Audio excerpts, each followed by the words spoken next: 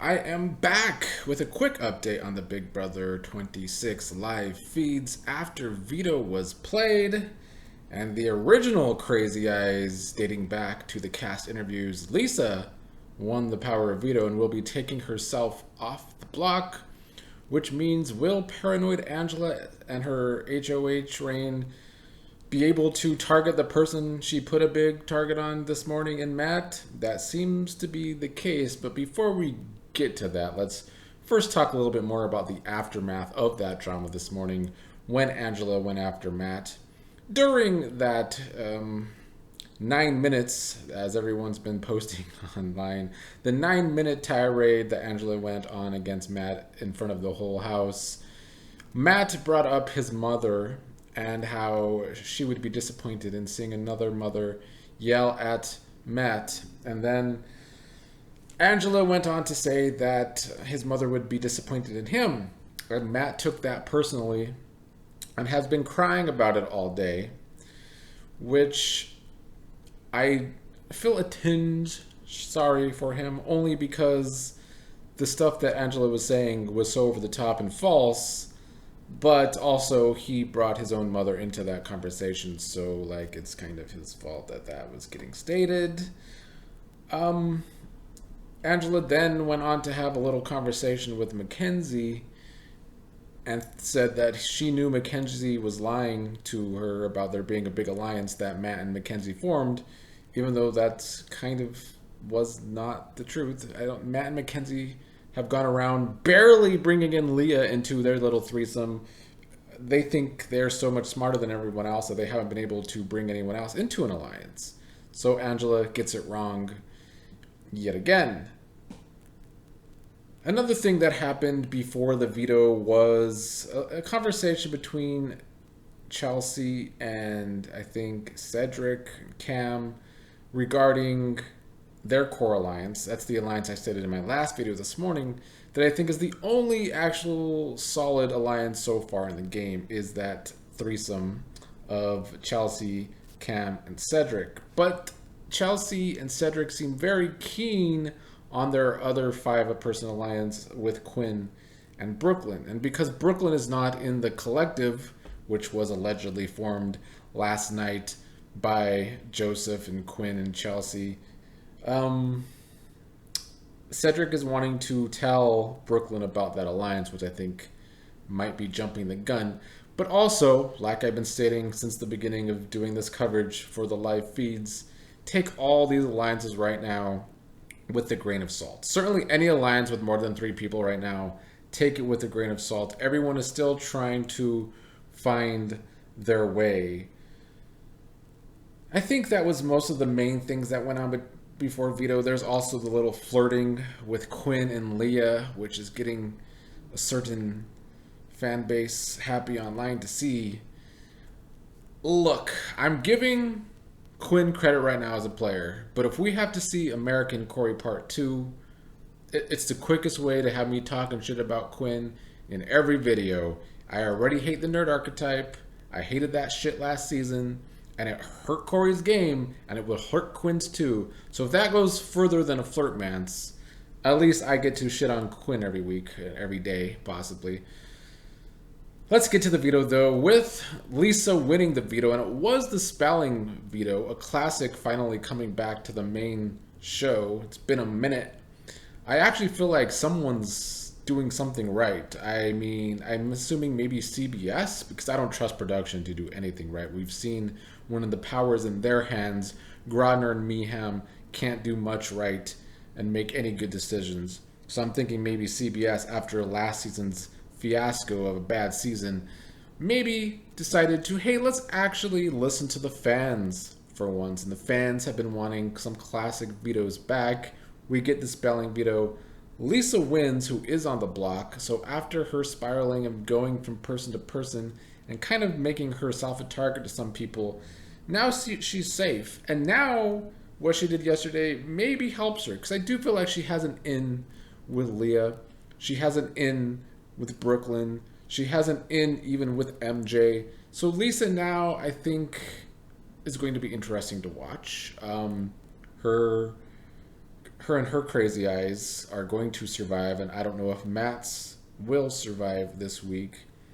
Angela has already told Brooklyn that she plans on targeting Matt, backdooring Matt this week. But it's hard to backdoor this season with the twist. It really makes a backdoor very hard because now if Matt does get renommed, he gets to compete in the competition before the vote. And with 3 nominees, one of them get to come down. And if it's Matt, then we have a vote between Kenny and Chemo. And at this point, I don't know who would win that vote. I would hope for Chemo, but I am not certain. I don't feel like neither Kenny nor Chemo have a good standing with alliances. Now, Chemo was brought into the collective, but is the collective real? That remains to be seen. And Angela's already, despite still having some power as HOH, already making people question her. It seems as like Cedric wants to already kick her out of the collective. And Joseph and T-Core seem to be a little bit on board with that. And after that conversation where they discuss possibly kicking Angela out of the collective, Joseph and Angela have this very strange conversation because last night Angela was mad at Joseph. She was questioning everyone's places in the house and if they were actually working with her. Joseph asked why Angela was feeling some kind of way with him last night in regard to that, and Angela said, "It's because you weren't looking at me." Listen, Angela's needing a lot of reassurance here. She's definitely still in a tizzy with the paranoia and very much giving unhinged, and it's making for great feeds. I will say, however, there is an aspect that's already grating me, and that is Angela's constant crying and whininess. Like, she's over 50 years old, and I get that white women's weapon of choice is usually tears. But when you're so old, I don't know if that is as effective anymore. And I think it's starting to grate on other people as well, because you add in the paranoia with her constant whininess and crying, with her constant need for people to like hold her hand and be by her all the time. It's kind of like she is expecting everyone to just stick by her 24/7 on feeds and not talk to Matt at all. It's giving Boston Rob from Survivor if Boston Rob cried every day if he didn't get his way.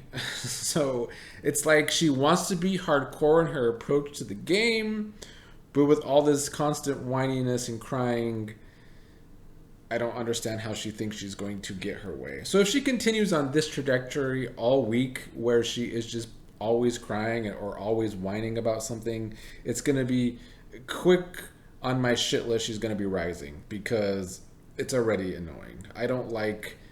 It's like, you're 52. Get it together.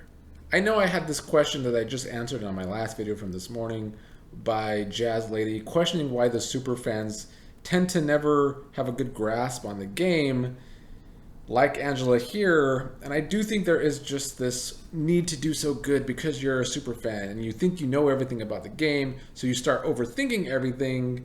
But when you're overthinking everything, it makes for this paranoia storm that we see Angela a part of now.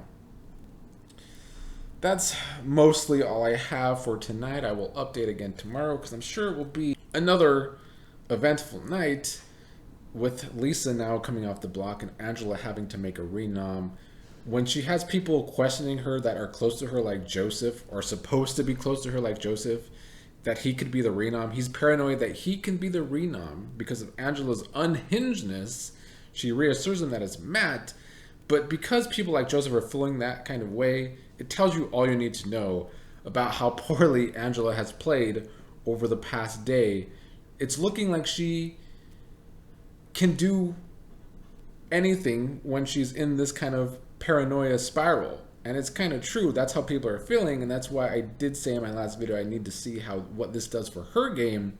So yeah, she put this big target on Matt this morning, but she already has people like Cedric and others questioning if she should be in a big alliance. And even Brooklyn, that's a point I did not touch upon. is that MJ had this conversation with Brooklyn, and Brooklyn is supposed to be the patron saint of motherhood. That's what she came into the show to prove, that mothers could win the game. So, of course, Brooklyn is not so happy with the way Angela approached this morning with bringing